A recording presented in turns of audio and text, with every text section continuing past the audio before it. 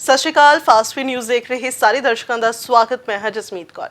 ਸਾਹਿਬ ਸ਼੍ਰੀ ਗੁਰੂ ਨਾਨਕ ਦੇਵ ਜੀ ਦੇ ਪ੍ਰਕਾਸ਼ ਪੁਰਬ ਦੀਆਂ ਸੰਗਤਾਂ ਨੂੰ ਬਹੁਤ-ਬਹੁਤ ਮੁਬਾਰਕਾਂ।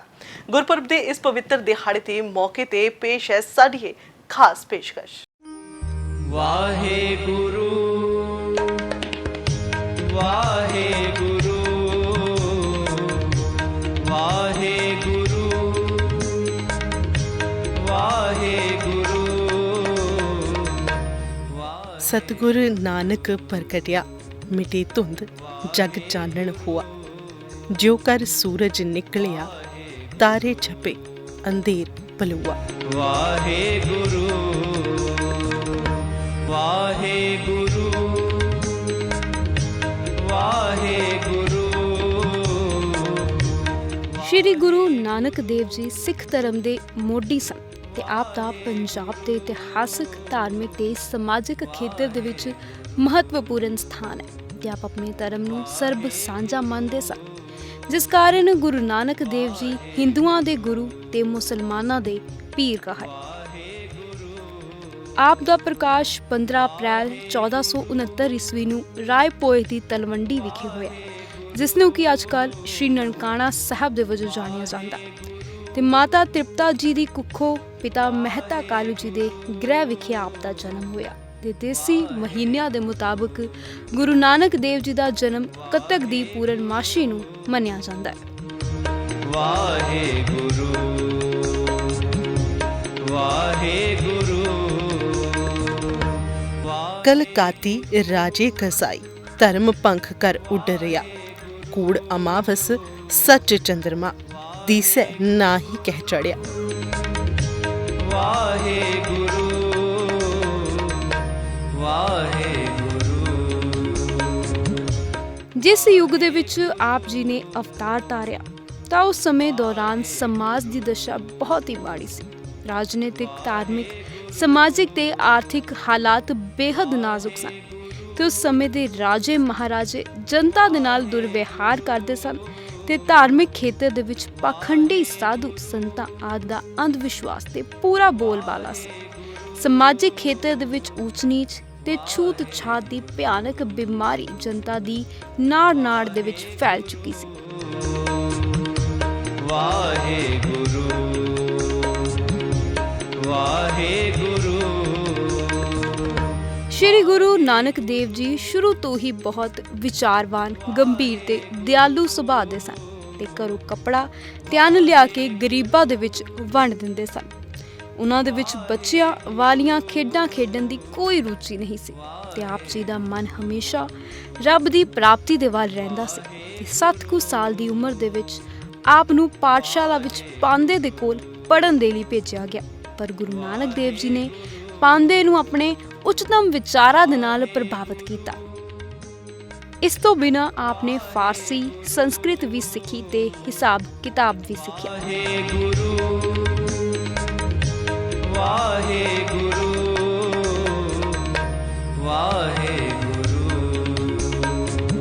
दया कपाह संतोख सूत जत गंढी सतवट। एह जनेऊ जी का है तां पांडे कत। ਜਦ ਆਪ 9 ਕੁ ਸਾਲਾਂ ਦੇ ਹੋਏ ਤਾਂ ਪੁਰਾਣੀ ਰੀਤੀਆਂ ਅਨੁਸਾਰ ਆਪ ਦੇ ਮਾਤਾ ਪਿਤਾ ਨੇ ਜਨੇਊ ਪਾਉਣਾ ਚਾਹਿਆ ਤੇ ਜਦ ਪੰਡਿਤ ਜੀ ਉਹਨਾਂ ਨੂੰ ਜਨੇਊ ਪਾਉਣ ਲੱਗੇ ਤਾਂ ਗੁਰੂ ਜੀ ਨੇ ਜਨੇਊ ਪਾਉਣ ਦਾ ਕਾਰਨ ਪੁੱਛਿਆ ਤਾਂ ਪੰਡਿਤ ਜੀ ਨੇ ਜਵਾਬ ਦਿੱਤਾ ਕਿ ਇਸ ਦੇ ਨਾਲ ਆਤਮਿਕ ਜਨਮ ਹੁੰਦਾ।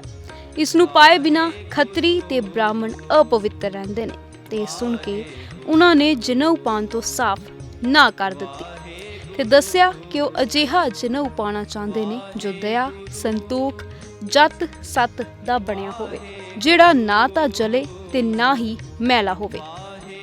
ਆਪ ਜੀ ਦੇ ਪਿਤਾ ਜੀ ਨੇ ਗੁਰੂ ਜੀ ਦੀਆਂ ਰੁਚੀਆਂ ਬਦਲਣ ਦੇ ਲਈ ਉਹਨਾਂ ਦਾ ਧਿਆਨ ਕੰਮ ਦੇ ਵਿੱਚ ਲਗਾਉਣ ਦਾ ਵੀ ਯਤਨ ਕੀਤਾ। ਪਿਤਾ ਮਹਿਤਾ ਕਾਲੂ ਨੂੰ ਗੁਰੂ ਜੀ ਦੀਆਂ ਅਧਿਆਤਮਕ ਤੇ ਧਾਰਮਿਕ ਰੁਚੀਆਂ ਚੰਗੀਆਂ ਨਹੀਂ ਲੱਗਦੀਆਂ ਸਨ ਤੇ ਸਭ ਤੋਂ ਪਹਿਲਾਂ ਗੁਰੂ ਜੀ ਨੂੰ ਮੱਝਾਂ ਚਰਾਉਣ ਦਾ ਕੰਮ ਸੌਂਪਿਆ ਗਿਆ, ਪਰ ਗੁਰੂ ਜੀ ਭਗਤੀ ਕਰਨ ਦੇ ਵਿੱਚ ਲੀਨ ਹੋ ਜਾਂਦੇ ਤੇ ਮੱਝਾਂ ਦਾ ਖਿਆਲ ਨਹੀਂ ਰੱਖਦੇ, ਜਿਸ ਕਾਰਨ ਮੱਝਾਂ ਲੋਕਾਂ ਦੇ ਖੇਤ ਉਜਾੜ ਦਿੰਦੀਆਂ ਤੇ ਰੋਜ਼ ਪਿਤਾ ਮਹਿਤਾ ਕਾਲੂ ਪਾਸ ਉਲਾਂਭੇ ਆਉਣੇ ਸ਼ੁਰੂ ਹੋ ਗਏ। ਪਿਤਾ ਨੇ ਗੁਰੂ ਜੀ ਨੂੰ ਖੇਤੀ ਦੇ ਵਿੱਚ ਲਗਾਉਣ ਦਾ ਵੀ ਯਤਨ ਕੀਤਾ, ਪਰ ਉਹਨਾਂ ਇਸ ਕੰਮ ਦੇ ਵਿੱਚ ਵੀ ਰੁਚੀ ਨਾ ਵਿਖਾਈ। ਪਿਤਾ ਮਹਿਤਾ ਕਾਲੂ ਜੀ ਨੇ ਆਪ ਨੂੰ 20 ਰੁਪਏ ਦੇ ਕੇ ਸੌਦਾ ਕਰਨ ਦੇ ਲਈ ਭੇਜਿਆ, ਪਰ ਰਸਤੇ ਦੇ ਵਿੱਚ ਜਦ ਆਪ ਜੀ ਨੇ ਭੁੱਖੇ ਸਾਧੂਆਂ ਨੂੰ ਦੇਖਿਆ ਤਾਂ ਉਹਨਾਂ 20 ਰੁਪਇਆਂ ਦਾ ਲੰਗਰ ਛਕਾ ਦਿੱਤਾ। ਤੇ ਜਦ ਆਪ ਜੀ ਘਰ ਆਏ ਤਾਂ ਪਿਤਾ ਦੇ ਪੁੱਛਣ ਤੇ ਆਪ ਨੇ ਕਿਹਾ, ਮੈਂ 20 ਰੁਪਇਆਂ ਦਾ ਸੱਚਾ ਸੌਦਾ ਕਰਕੇ ਆਇਆ। ਉਸ ਵੇਲੇ ਪਿਤਾ ਮਹਿਤਾ ਕਾਲੂ ਜੀ ਤਾਂ ਨਾ ਸਮਝੇ, ਪਰ ਆਪ ਜੀ ਦੀ ਭੈਣ ਬੇਬੇ ਨਾਨਕੀ ਜੀ ਨੇ ਆਪ ਜੀ ਦੇ ਅੰਦਰ ਰੱਬੀ ਰੂਹ ਦਾ ਅਹਿਸਾਸ ਕਰ ਲਿਆ। ਆਪ ਜੀ ਦਾ ਵਿਆਹ ਬੀਬੀ ਸੁਲੱਖਣੀ ਦੇ ਨਾਲ ਹੋਇਆ। ਆਪ ਦੇ 2 ਪੁੱਤਰ ਹੋਏ। ਫਿਰ ਆਪ ਜੀ ਭੈਣ ਨਾਨਕੀ ਜੀ ਦੇ ਸਹੁਰੇ ਸੁਲਤਾਨਪੁਰ ਲੋਧੀ ਵਿਖੇ ਨਵਾਬ ਦੌਲਤ ਖਾਨ ਲੋਧੀ ਦੇ ਮੋਦੀ ਖਾਨੇ ਦੇ ਵਿੱਚ ਨੌਕਰੀ ਕਰਨ ਲੱਗ ਗਏ ਤੇ ਨੌਕਰੀ ਕਰਦੇ ਹੋਏ ਆਪ 13 ਕਰਕੇ ਤੋਲਦੇ ਸੀ। ਆਪ ਜੀ ਦੇ ਚਰਚੇ ਦੂਰ ਦੁਰੇਡੇ ਹੋਣ ਲੱਗ ਗਏ ਤੇ ਫਿਰ ਕੁਝ ਈਰਖਾਲੂਆਂ ਨੇ ਆਪ ਜੀ ਦੀ ਸ਼ਿਕਾਇਤ ਕੀਤੀ ਕਿ ਆਪ ਮੋਦੀ ਖਾਨੇ ਨੂੰ ਘਾਟਾ ਪਾ ਰਹੇ ਹੋ, ਪਰ ਜਦ ਹਿਸਾਬ ਕਰਕੇ ਦੇਖਿਆ ਤਾਂ ਕੋਈ ਘਾਟਾ ਨਾ ਮਿਲਿਆ। ਇਸ ਵਾਕੇ ਮਗਰੋਂ ਆਪ ਜੀ ਦੀ ਮਹਿਮਾ ਦਾ ਗੁਣਗਾਨ ਹੋਣ ਲੱਗਿਆ। ਵਾਹਿਗੁਰੂ ਵਾਹਿਗੁਰੂ ਵਾਹਿਗੁਰੂ। ਸੁਲਤਾਨਪੁਰ ਲੋਧੀ ਰਹਿੰਦਿਆਂ ਆਪ ਜੀ ਇੱਕ ਦਿਨ ਵੇਈ ਨਦੀ ਦੇ ਵਿੱਚ ਇਸ਼ਨਾਨ ਕਰਨ ਗਏ ਤੇ 3 ਦਿਨ ਤੱਕ ਅਲੋਪ ਰਹੇ। ਪੂਰੇ ਨਗਰ ਦੇ ਵਿੱਚ ਇਹ ਚਰਚਾ ਹੋਣ ਲੱਗ ਗਈ ਕਿ ਆਪ ਨਦੀ ਦੇ ਵਹਾਅ ਦੇ ਵਿੱਚ ਵਹਿ ਗਏ, ਪਰ 3 ਦਿਨ ਬਾਅਦ ਆਪ ਪ੍ਰਗਟ ਹੋਏ ਤੇ ਸਭ ਤੋਂ ਪਹਿਲਾਂ ਵਾਕ ਉਚਾਰਿਆ। ਰਹਿਮ ਤੇਰੀ ਸੁਖ ਪਾਇਆ, ਸੁਖ ਪਾਇਆ। ਨਾ ਕੋਈ ਹਿੰਦੂ ਨਾ ਕੋਈ ਮੁਸਲਮਾਨ।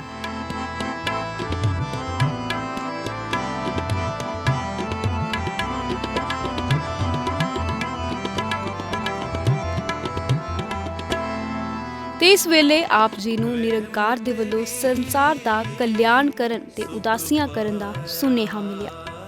ਆਪ ਜੀ ਨੇ ਪੂਰਬ, ਦੱਖਣ, ਉੱਤਰ ਤੇ ਪੱਛਮ ਦੀਆਂ 4 ਉਦਾਸੀਆਂ ਕੀਤੀਆਂ, ਜਿਸ ਦੌਰਾਨ ਆਪ ਜੀ ਨੇ ਲੰਕਾ, ਤਾਸ਼ਕੰਦ ਤੇ ਮੱਕਾ ਮਦੀਨਾ ਤੋਂ ਲੈ ਕੇ ਆਸਾਮ ਤੱਕ ਦੀ ਯਾਤਰਾ ਕੀਤੀ ਤੇ ਇਸ ਦੌਰਾਨ ਆਪ ਜੀ ਨੇ ਅਨੇਕ ਬਲੀਆਂ, ਜੋਗੀਆਂ, ਜਤੀਆਂ, ਸੂਫੀਆਂ, ਪੀਰਾਂ, ਫਕੀਰਾਂ, ਸੰਨਿਆਸੀਆਂ, ਸਾਧਾਂ, ਸੰਤਾਂ, ਮੁੱਲਾਂ, ਕਾਜ਼ੀਆਂ ਤੇ ਪੰਡਤਾਂ ਨੂੰ ਮਿਲ ਕੇ ਵਿਚਾਰ ਕੀਤਾ, ਭਟਕਿਆਂ ਨੂੰ ਸਿੱਧੇ ਰਾਹ ਤੇ ਪਾਇਆ।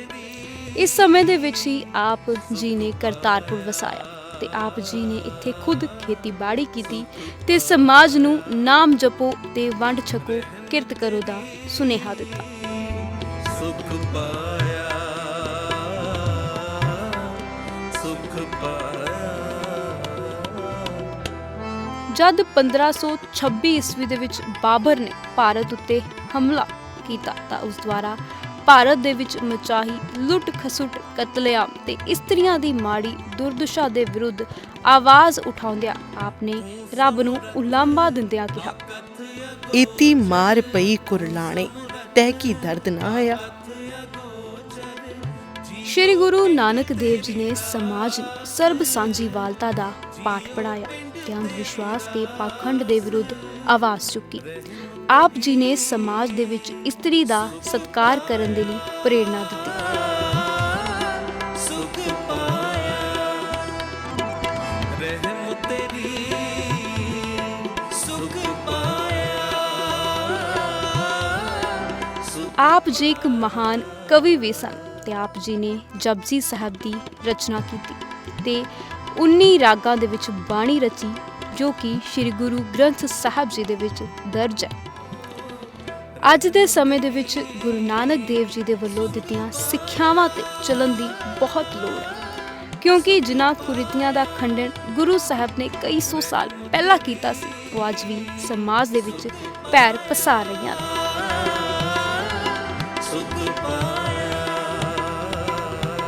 ਨਿਊਜ਼ ਡੈਸਕ ਤੋਂ ਜਸਮੀਤ ਕੌਰ ਦੀ ਰਿਪੋਰਟ।